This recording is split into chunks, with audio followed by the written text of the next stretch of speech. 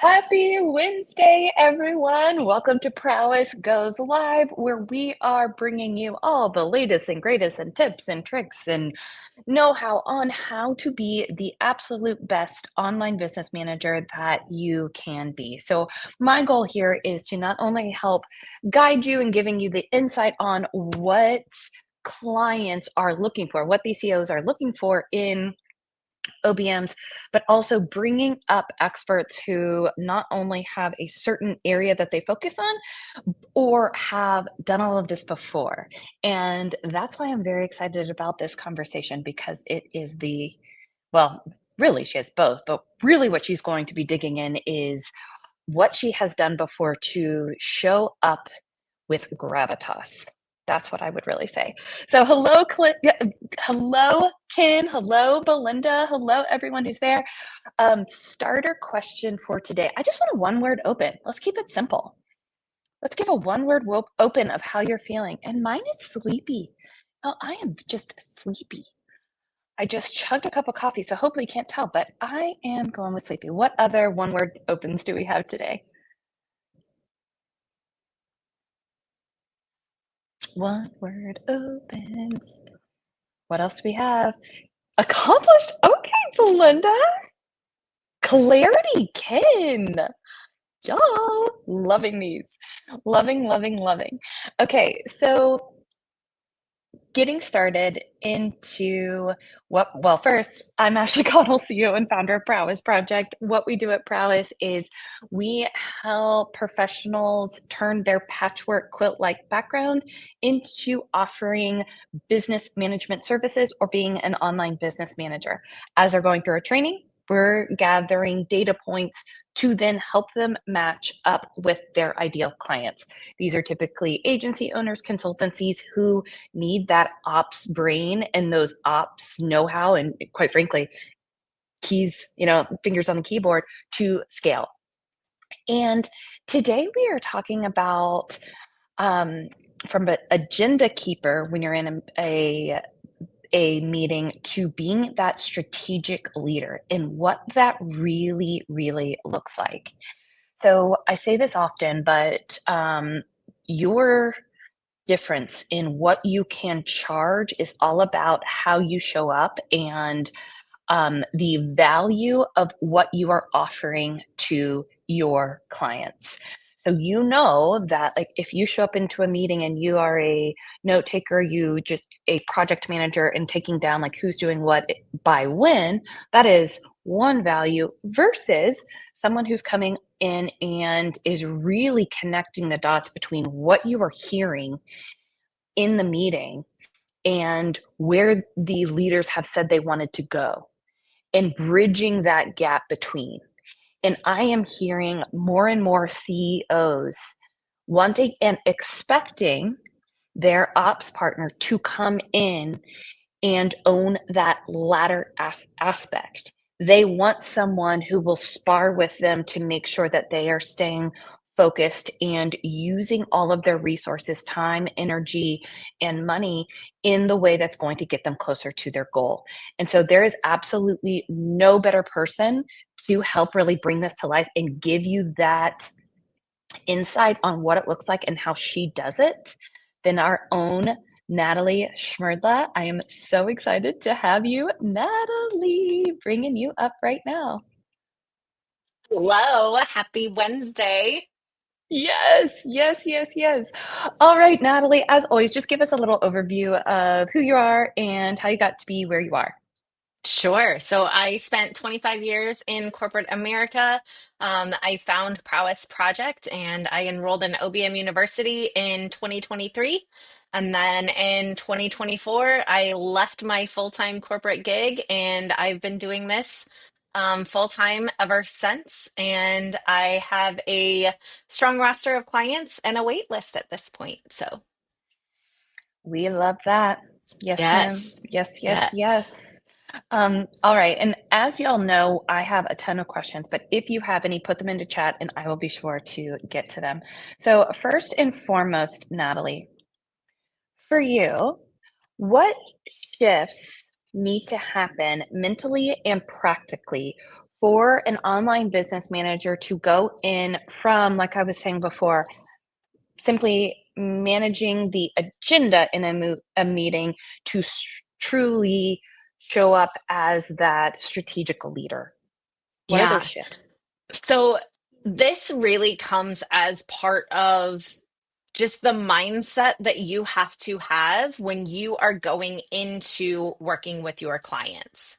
Um, if you are a project manager, if you are someone who is leading and managing a team, right? You have authority over the resources that you are working with. And a lot of times when you step into the role as an online business manager, you don't necessarily have that authority. So you do think, I am, serving my client, I am supporting my client. But the reality is, you are a CEO also, and you have been brought on to help facilitate that client's business. So, just in saying that means you are stepping into that facilitator role. You are leading, you are guiding, and you are driving. So, those using those words really start to help you. Um, Think about how you need to show up differently than just I'm taking notes, I'm writing down tasks, following up with action items and things of that nature. Natalie, as you're saying this, something just dawned on me. So I'm in four different entrepreneur organizations, and I realized that the vast majority are services businesses who all, let's say, love marketing and they started a marketing agency, love accounting, started an accounting agency, whatever that looks like. Yeah. None of them got business training. None of them. They're a master at marketing. And you, as the OBM, are the only person in the room who has business training. Yeah, absolutely. Well, and the other idea of that is that when you are stepping into that space, you are bringing training, on the job training, Yes. education, whether you got that through Prowess or you got it through another entity, experience, right? You were doing something before you decided to become an online business manager, just like they were doing their marketing or their accounting. That's what makes them an expert.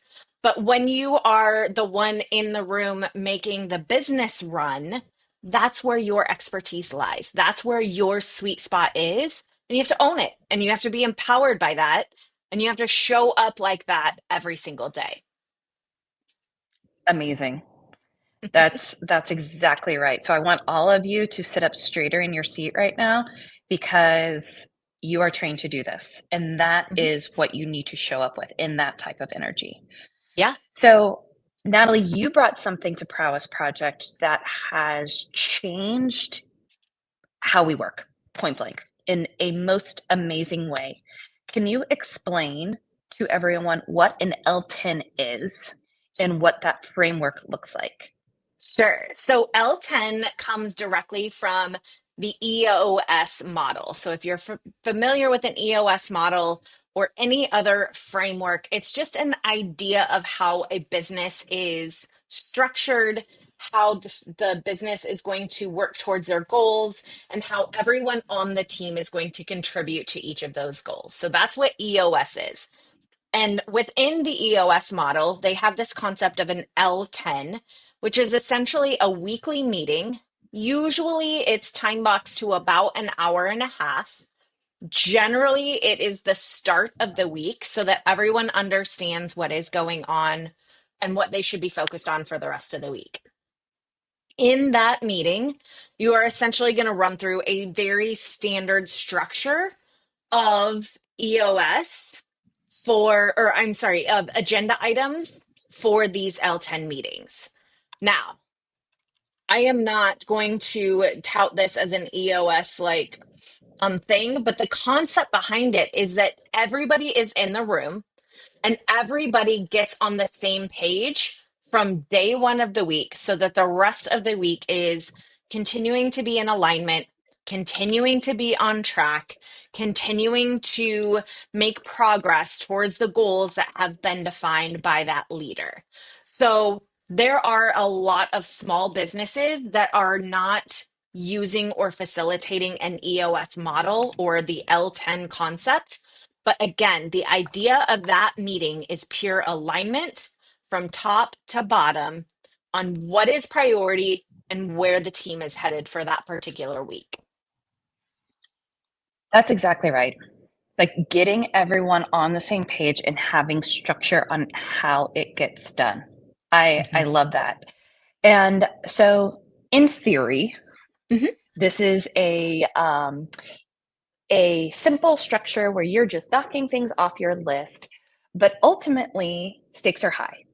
Yep, Ultimately, there is a lack of clarity. Ultimately, there is going to be tension on limited resources. What are you going to do with them? How do you show up and handle situations like that? sure. I think for any meeting, and again, whether that's an L10 or a strategic planning session or a backlog grooming session, as the OBM or as the person who is running and facilitating the meeting, there are really three things that you need to do or have with you as you're walking into that meeting. So the first thing is an agenda. Whatever that type of meeting looks like, you need to kind of have an outline of what is the goal of this meeting, what do we want to accomplish, and what are the key areas that we need to dig into for this given meeting. And one of the worst things that you can do is walk into a meeting like that and set a plan and have 8 hours of conversation and only 2 hours to discuss. So be very strategic or very thoughtful about going into that conversation and make sure that the time that you have allotted for that meeting is equal to the intended goals or outcomes for that meeting. Once you have that, then it is your responsibility as the facilitator of this conversation to plan the meeting. So, as you look at that agenda, what are potential objections that you might be getting as you're walking into this conversation? How might you need to prepare for that meeting to go off the rails? Um, how can you make sure that everybody in that meeting is also committed to the goal of that meeting? And the easiest way to do that from the very beginning of that conversation is to just make sure everybody knows the objectives. You put it in your agenda, you put it in your meeting invite, you restate it at the beginning of the meeting, and then you go from there. And the last piece is never lead with emotion. Everything that you bring into this conversation, you are the air traffic controller, you are the dispatcher. This does not mean that you are just moving pieces and having conversations, but you are making sure that everybody gets through the conversation safely. You're making sure that the objective of that meeting is met. So use data. Facilitate the conversation from a place of data based and purpose based outcomes, not from a place of emotion. And so, what do you say? So, let's say you get into a hairy situation. What are Mhm. some things that you would say to a group of people who you can tell are getting emotional? Yeah. So there's probably a few phrases that I use most often. And the first one is help me understand. I can tell that there's some emotion here. Help me understand where you're coming from. And just really getting people in the room to feel like they are being heard. A lot of times that battle is I don't feel like my voice is being heard. I don't feel like the suggestions or the ideas that I'm coming up with are being valued. So that is where that emotion may be coming from. So help me understand where it is that you're coming from. Tell me more. If Mm. someone is saying, "Ooh, I don't really agree with this," just simply say, "Tell me more." What does that mean to you? Tell me more about what you're thinking, what your idea is. Why don't you think that might work? Really trying to, again, just get all of the information out on the table. And then at the end of the day, I reiterate what that person has said back to them to make sure that I have understood what they are bringing up. But in additionally, a lot of times when it's restated in other words, it might resonate better or differently with someone else in the room that is maybe challenging that idea or not 100% in alignment with what is being said. That makes perfect sense. And my next question, I'm going to back up a little bit. I didn't Sure, really think about how I was, the order of this, you're good. especially when you're starting a new OBM client relationship. Mhm. Do you typically go to them before said L10 meeting and set their expectations of your role and their role in this meeting? I feel like that gets looked over, and then from the jump, expectations of the meeting are not the same. Absolutely. And you can do this as early as your discovery calls with clients. You can Mm. also do this throughout and I highly recommend you do it throughout the onboarding process. And then in the very first iteration of said meeting, you reiterate to them, here is how I'm going to facilitate this meeting. Here is the outcome that we have talked about. Here is the laid out agenda. Here are the topics that we are going to cover today. My role is to help facilitate this conversation. I will also generally play devil's advocate. I will bring up alternate perspectives that maybe haven't been thought about before. I will ask you curious questions to get to better understand what you have tried, where you're coming from, what might be in your head that you're not saying, because it is important for the clients and the client's team to understand I'm just facilitating this conversation. I want what's best for the client and for the client's team. I'm not asking questions to be dismissive or disruptive. I'm truly trying to get the whole picture so I can help offer better suggestions, enhanced improvements, new features that we might be not leveraging or thinking of. Ideas that you've tried, I don't want to suggest those all over again. I want to find new ways to do things so that we can move the path forward. So it's very important to assert yourself in a way. You're not going to, be real stinky about it. I don't know why that word came to mind, but you're gonna do it in a professional way, obviously.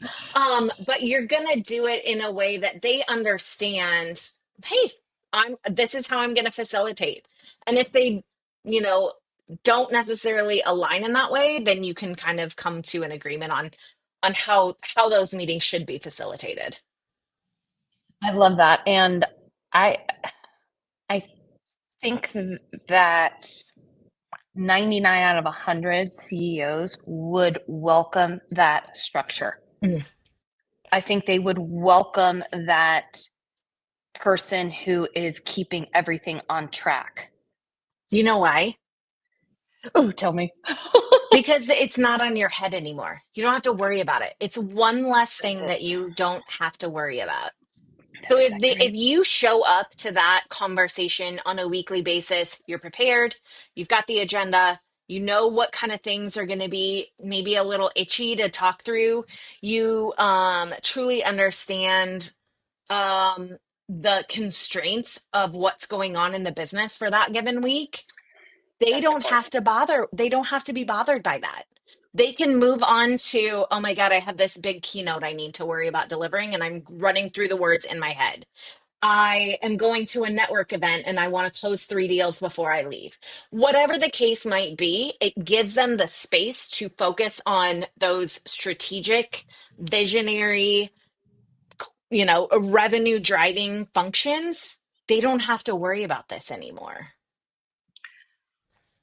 I love it. I love it. I love it. Um, how important is it that that this role, the OBM who is facilitating this specific meeting, has full transparency of the entire business, including financials? So that is going to depend on what is the topic of the meeting. Okay, so let's talk Mm, just a weekly team meeting. In an L10, I think that there needs to be alignment and agreement on what metrics are going to be reviewed every single week. So you may mm, not have clarity to what is this SG&A costs, salary, yeah. something in admin, general expenses and admin for a business every single, you might not know the minutia of that number, but you know that number and you know whether that number is high or low. You want to know that because that is something that should be reviewed in those kinds of meetings on a weekly basis. Um, the smaller the business, the more details you're probably going to be privy to. And again, you want to make sure that you are conscientious of that when you are making your suggestions and your evaluations and recommendations as you're moving through with that business.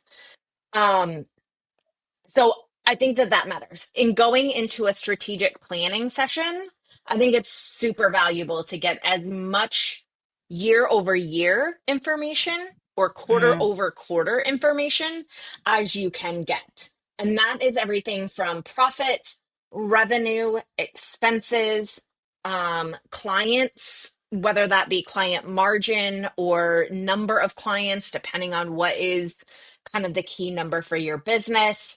um, I think details about maybe the amount of time it takes to close a deal are important mhm. when you're going into strategic planning.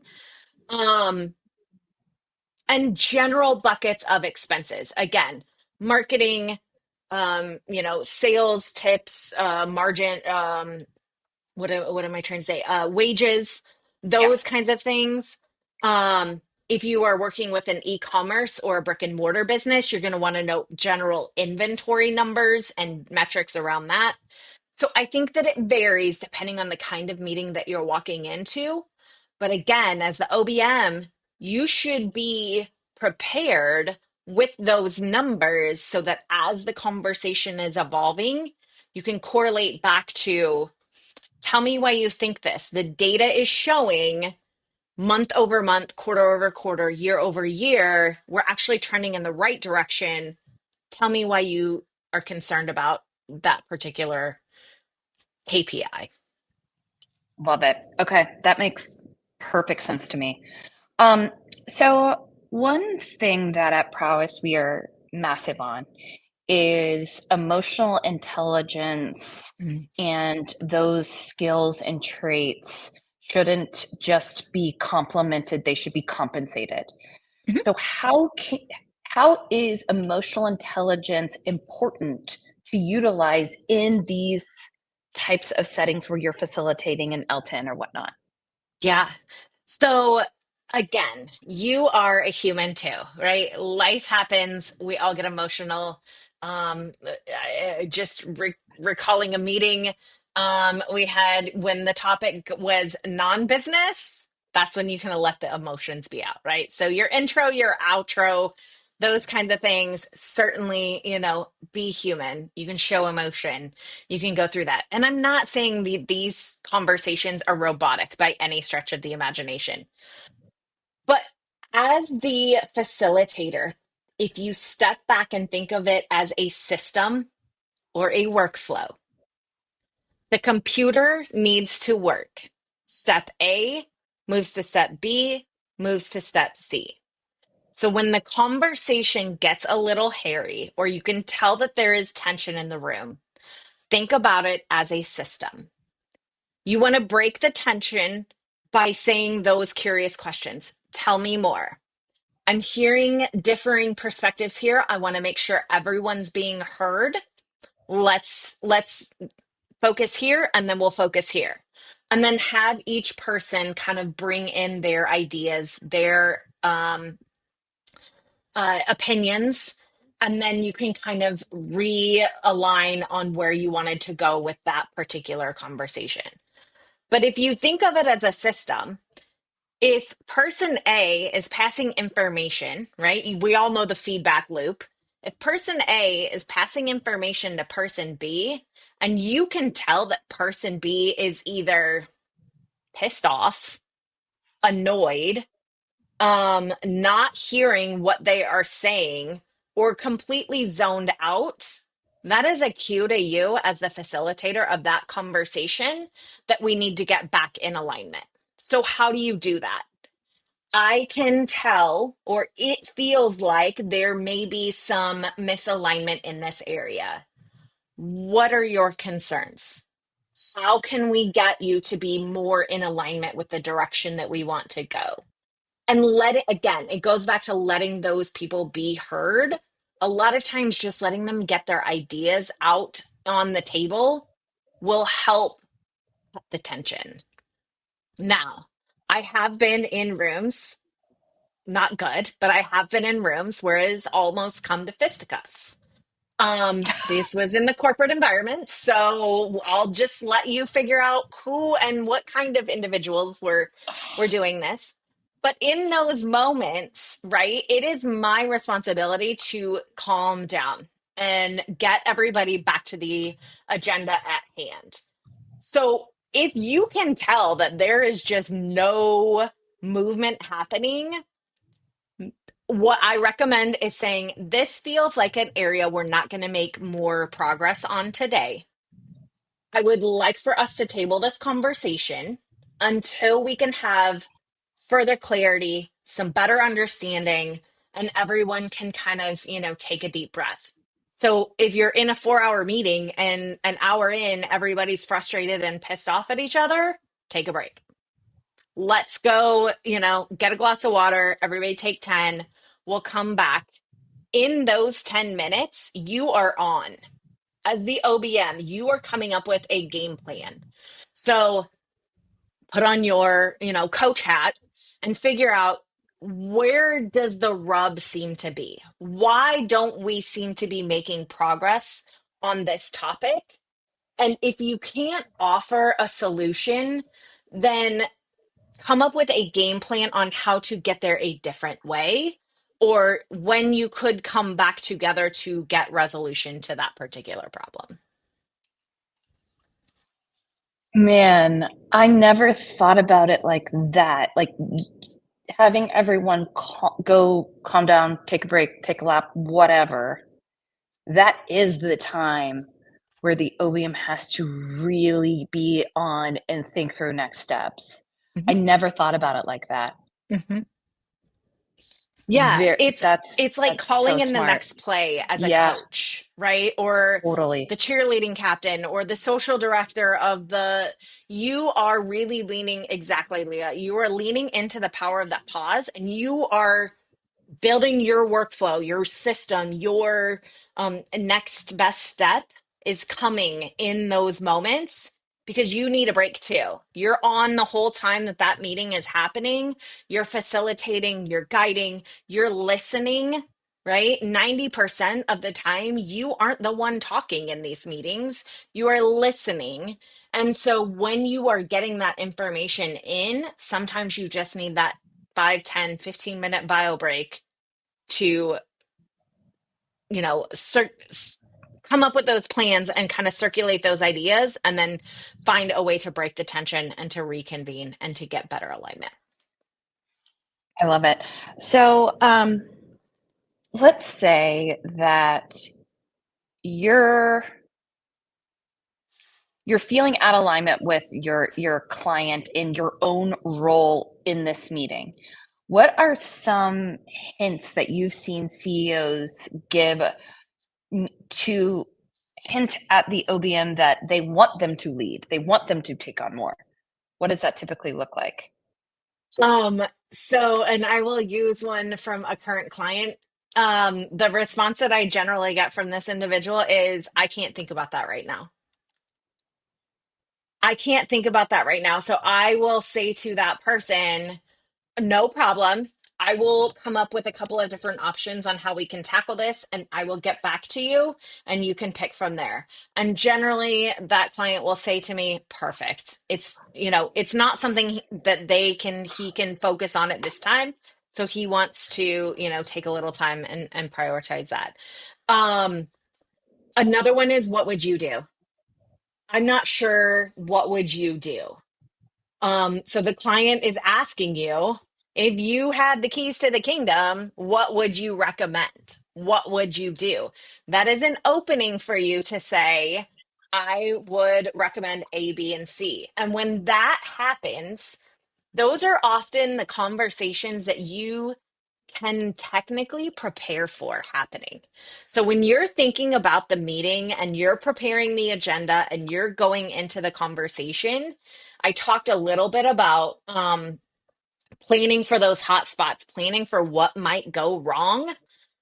When they say, what would you do or what do you recommend? You might already have three ideas in your head floating around that you can bring to them. And when you do, man, they're like, oh, choices. I'm really good at choices. I'm just not good at coming up with something out of the blue. I love it. It's yes, yes, yes, yes. So on that, yeah, I'm just like thinking through how applicable that is. So what's one mistake that you see OBMs make when trying to take ownership in a strategic meeting? Um, I think the biggest thing is waiting for that permission, right? So again, we talked about it from the very beginning, from the point in time where you are having your introduction with this client, you want them to know that you are in the driver's seat, you are in control, you've got the keys to the car, and you are going to make things happen.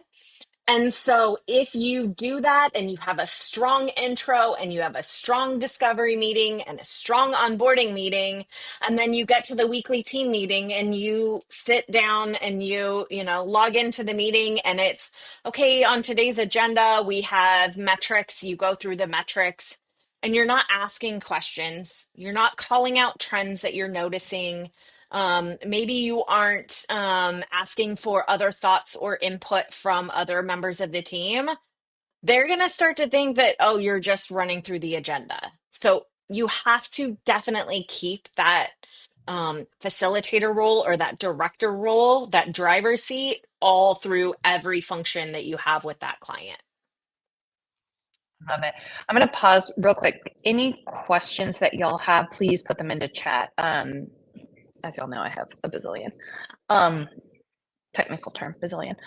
Um, so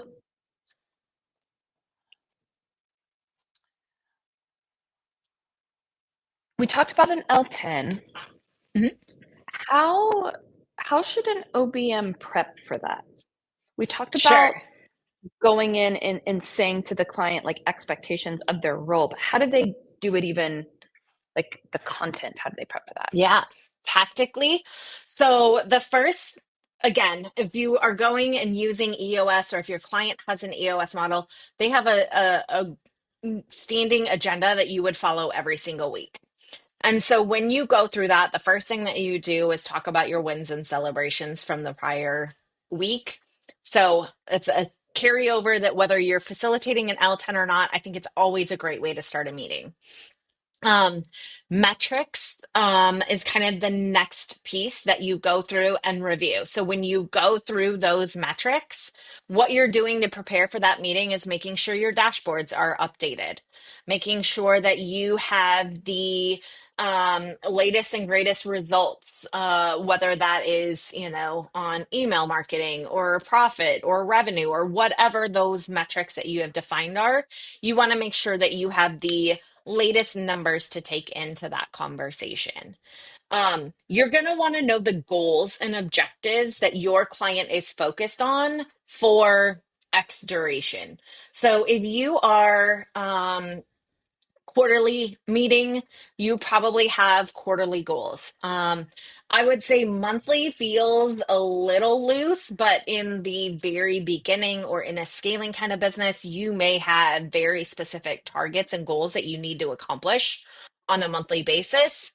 Annual goals are good, but I think that those are better for just a high level review and then more in depth discussion and review in a strategic planning kind of conversation. You're going to talk through again your priorities. Where is everybody working on? Where do we need to make adjustments? Um, Obstacles. What are the obstacles and the challenges that the team is running into? These in the L10 are considered your IDS, identify, discuss, and solve sections.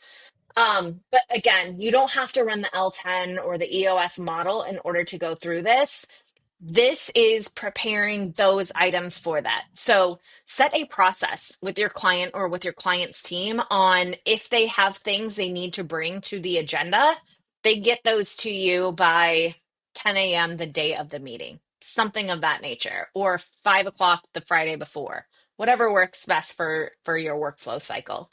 Um, your agendas should be documented and in a place where everybody can reach them or see them before the meeting, after the meeting, refer back to those as much as possible. We use ClickUp for all of ours. They actually have an EOS template packet that you can install if you want, that will technically take you from the entire process all the way through to ClickUp. And then at the end of the meeting, the most important thing is that alignment piece. So, what are you aligned on from a priorities perspective? For the next 5 working days, what is each member of the team working on? What do they need to get accomplished? As part of that, if you are working with, let's say, a team of 15 or more, you might not have every team member sitting in that room when you're going through that. So, what messaging needs to be passed down to others that aren't sitting in that room? What are the things that need to be communicated? What are the high level updates that we need to pass on to the rest of the team? And then the last thing is when you walk out of a meeting, regardless of whether it is the happiest, go luckiest meeting in the world or the most intense, frustrating, challenging conversation that comes to a resolution, I think the best thing that I ever heard is you walk out of a meeting as a team in alignment. You don't go and talk through, oh, we should have done this instead. I don't know why we decided to go that. That is not what is going to help that team stay in alignment. So, as an OBM, watch for that in the team. If you know that the team is getting off kilter or they're frustrated by the way that things were coming out of that conversation, you want to make sure that you are bringing the team back into alignment. And again, you can do it in a kind way, you can do it in a very emotionally intelligent way, but it is important to walk out of those meetings, everybody being in alignment, everybody knowing where they're going and what that end goal is going to look like for that team. That was really, really, really important, Natalie. The bringing it all together and give it that bookend so that Mhm. everyone feels complete and in alignment to move forward the rest of the week. I think, again, when I'm talking to other CEOs, the biggest issue that most of them have themselves and then also their team is focus. Yeah. Focus, clarity, and alignment. Yeah. And business can feel very simple when there is focus and there is alignment. And Yeah. so that's really what you're bringing here. 100%. And I think that the end of the day, all of these meetings, again, it's really to make sure everybody's moving forward in the progress. And there's the saying that day over day, nothing looks different. But, you know, when you look back a year from now, so much has changed. And I think that that's the key thing to keep in mind when you're going into these conversations when you are seeing that the team is in alignment and they are making progress against these goals, those deliverables, those objectives, those long term strategic plans and ideas that that CEO and that business have come up with are going to be achieved.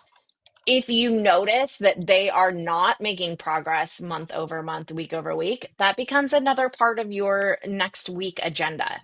Hey, I've noticed there are 5 to-dos here that haven't gotten done, and we put a due date of last week on all of them. We seem to carry them over week per week. What do we need to do to make sure that we are able to deliver on these in the next, week? A lot of times, somebody doesn't know what they're supposed to do. Somebody is over resourced and doesn't have the time to do it. um there's misalignment on why it's important, and so it's just not getting done. So that's why that focus and alignment is so important at the end of every meeting, so that everybody can walk out of there knowing where they need to go and what they need to work on. I love it. I love it. I love it. I love it. I cannot believe we're already out of time. But I know. um, Natalee, if there was one thing to leave everyone with, I mean, you just summed it up so well, but if there was just like one thing to realign everyone to sign off this session, what would it be? I think the biggest thing to remember is you are in that driver's seat. You are the one who should be leading the meeting, and so own that role. What that means to you is you are ensuring every person at the table has a voice. You are ensuring that all of the goals and objectives are going to have progress week over week, month over month. You are making sure that there isn't scope creep, or when there is, that there is realignment to what priority is going to fall down then as a result. You really are the one that is, again, that air traffic control. You're making sure everybody is landing at the same time in a safe place. And so you really need to lean into that, prepare for your meetings, and go into it with that systems mindset. You are just such a wealth of information. Thank you so much, Natalee. This was fantastic. Y'all, if you have any questions for Natalee, just send them in and we'll make sure that we get to them. Also, we want to know, like, do you like this real world, like applicable insight and tips and tricks and framing? Or do you like when we have guests come in that are more high level about a certain industry that may not have so much to do with OBMs? We want to know what you want to hear so that we can deliver that to all of you. So that being said, we are here this time every single week. So we will see you next week. And Prowess goes live. Thank you, everyone. Thanks all.